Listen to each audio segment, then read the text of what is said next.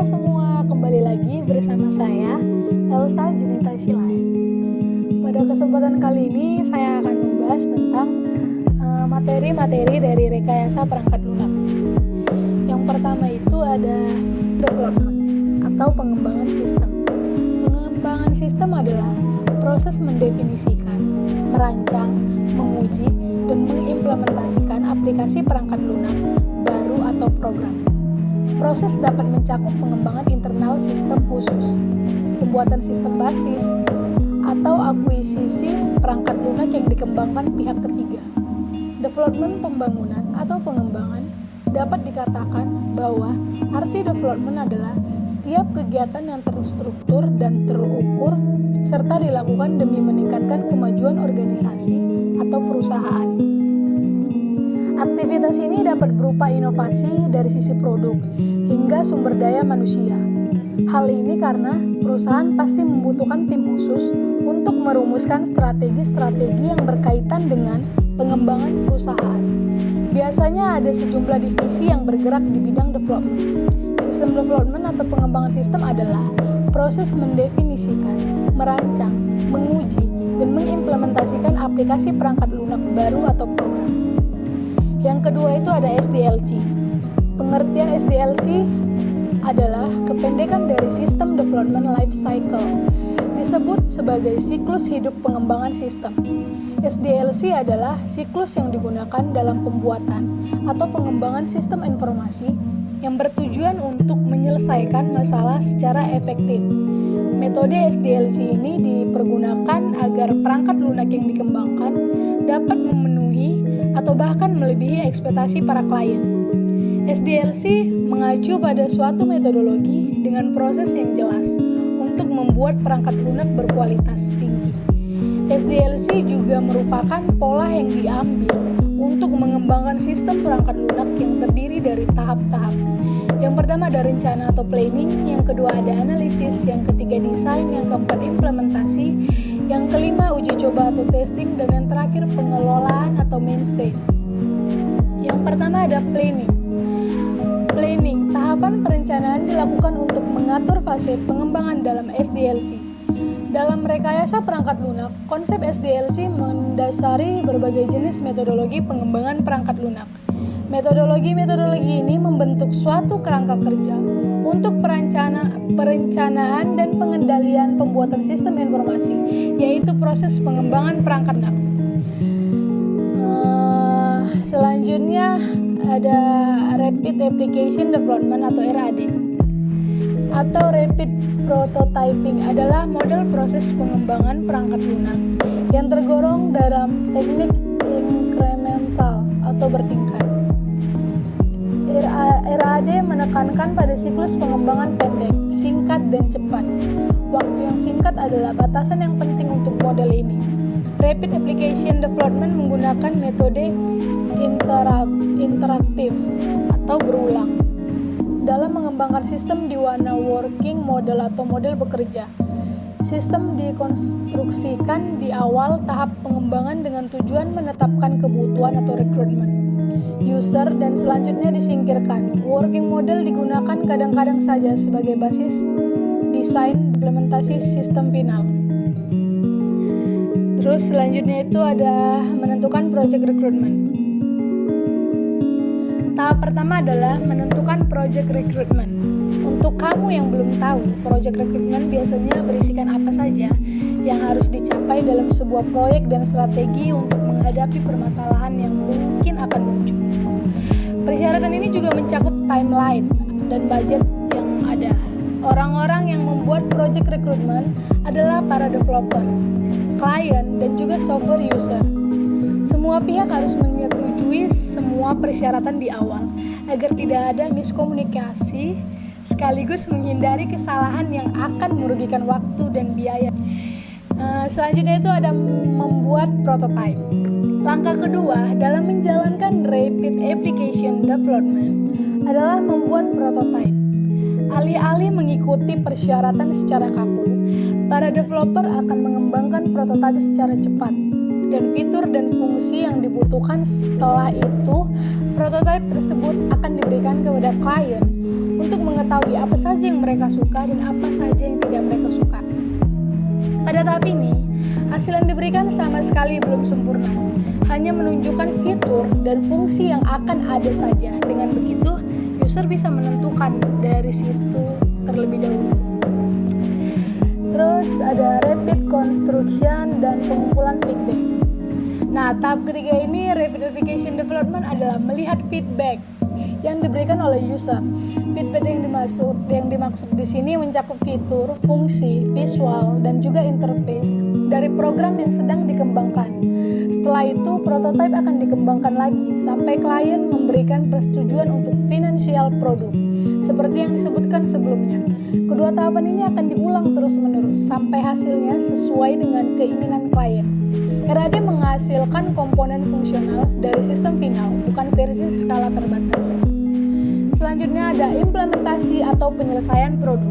Langkah terakhir ini adalah implementasi hasil feedback yang membuat produk, agen, fitur, fungsi, visual, dan interface akan diulas kembali oleh klien.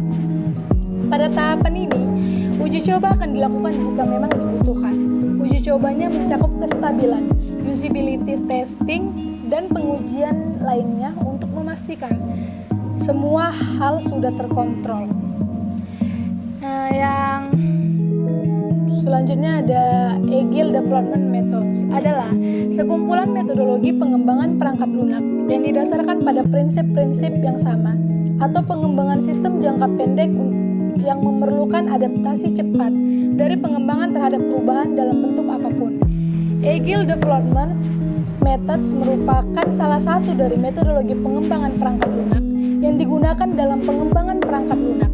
Agile memiliki pengertian bersifat cepat, ringan, bebas, bergerak, dan waspada, sehingga saat membuat perangkat lunak dan menggunakan Agile Development Methods diperlukan inovasi dan responsibility yang baik antara tim pengembangan dan klien, agar kualitas dari perangkat lunak yang dihasilkan bagus dan kelincahan dari tim seimbang.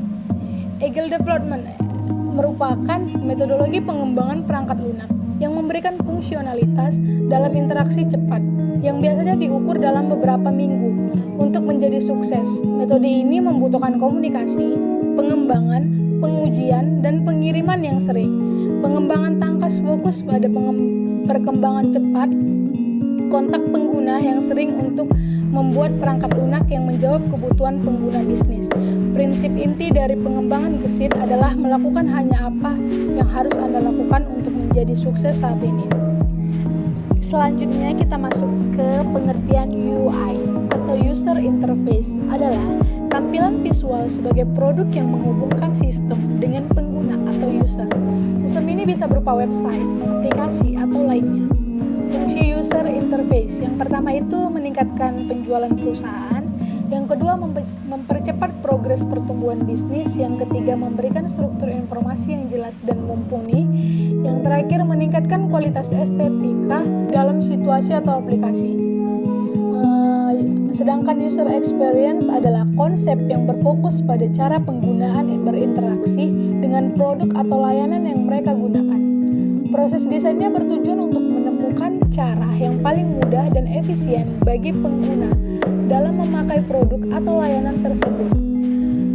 Fungsi salah satu manfaat user experience adalah dapat meningkatkan pengalaman dan kepuasan pelanggan karena adanya kemudahan akses website atau aplikasi. Selanjutnya customer experience atau CX. Metrik ini biasanya diukur berdasarkan keseluruhan pengalaman pelanggan, kemungkinan untuk terus menggunakan produk, dan kemungkinan untuk merekomendasikan kepada orang lain.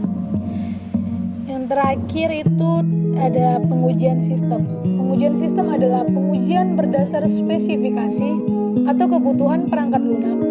Pengujian ini biasanya dilakukan berdasarkan spesifikasi yang dianalisa secara informal dan manual. Apa yang menjadi tujuan pengujian sistem? Tujuan pengujian ini adalah untuk membuktikan apakah sistem yang diimplementasikan telah memenuhi spesifikasi dan rancangan yang sudah dirancanakan sebelumnya. Hasil dari pengujian ini akan dimanfaatkan untuk menyempurnakan kinerja dari sistem dan sekaligus digunakan dalam pengembangan sistem lebih lanjut. Yang pertama itu ada pengujian black box, adalah metode pengujian perangkat lunak yang memeriksa fungsionalitas aplikasi tanpa mengintip ke dalam struktur atau cara kerja internalnya. Metode pengujian ini dapat diterapkan secara virtual ke setiap tingkat pengujian perangkat lunak. Unit, integrasi, sistem, dan penerimaan. Tahap pengujian black box testing adalah memeriksa spesifikasi dan persyaratan sistem, memasukkan input yang valid, dan apakah proses yang terjadi sudah sesuai. Selain itu juga menguji input yang tidak valid, melihat output apakah sesuai dengan yang diharapkan atau tidak. Yang kedua, pengujian white box. Pengujian kotak putih adalah metode pengujian perangkat lunak yang menguji struktur internal atau cara kerja aplikasi yang bertentangan dengan fungsinya. Dalam pengujian kotak putih, perspektif internal sistem digunakan untuk merancang kasus uji white box. Testing merupakan salah satu metode pengujian program yang bertujuan untuk memeriksa komponen program apakah berjalan semestinya dengan melihat internal kode program tersebut. Jadi kesimpulan dari penjelasan kali ini adalah merupakan hal-hal yang sangat perlu dipelajari dan dapat disimpulkan bahwa dalam membuat sebuah sistem perangkat lunak kita harus memahami dahulu bagaimana metodologi dan pengembangannya. Apalagi di zaman ini teknologi semakin canggih, kita pun harus semakin canggih cara memakai teknologi dengan baik. Dan jika kita ingin membuat suatu sistem, kita perlu memperhatikan kebutuhan yang diperlukan pada saat ini. Setelah memahami bagaimana metodologi dan pengembangannya, kita perlu memperhatikan UI, UX, UC. Hal tersebut berguna untuk kualitas sistem yang kita buat nantinya. Maka dari hal tersebut mempengaruhi kualitas dari produk kita. Kemudian pada saat mendesain atau membuat produk dalam konteks industri adalah membantu atau memudahkan pengembangan sebuah produk agar sesuai dengan tujuan atau konsep pembuatannya. Konsep ini bisa berkaitan dengan nilai fungsional yang dilihat dari sisi konsumen atau pengguna hingga faktor perhitungan produksi dari sisi produsen. Sekian penjelasan dari saya. Terima kasih.